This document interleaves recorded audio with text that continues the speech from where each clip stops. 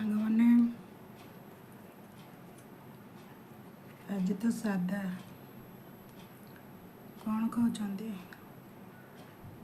ଏପଟେ ରୁଟି କୋବି ଭଜା ଖାଇକିରି ଯଦି ଭିଡ଼ିଓ ପକାଉଛ ସବୁ ଭାଇମାନେ ନୁହଁ, କିଛି ଜଣ ଖରାପ କରି କହୁଛନ୍ତି ଭଲ ଲାଗୁନି, କିନ୍ତୁ ଏମିତି କାହାକୁ ଖରାପ କରି କୁହନ୍ତୁନି। ଚାଲନ୍ତୁ ମଣ୍ଡା ପିଠା ଦେଖନ୍ତୁ। ମଣ୍ଡା ପିଠା ଆମେ ଛୋଟବେଳେ ଯେତେବେଳେ ମଣ୍ଡା ପିଠା ଖାଉ କ'ଣ କହିଲୁ? ମଣ୍ଡା ପିଠା ଗୋଲ ଗୋଲ ସମସ୍ତେ ଭଲ ହରିବଲ। କିନ୍ତୁ ଏମାନେ ଦୟା କରିକି ଖରାପ କମେଣ୍ଟ ଦେବେନି।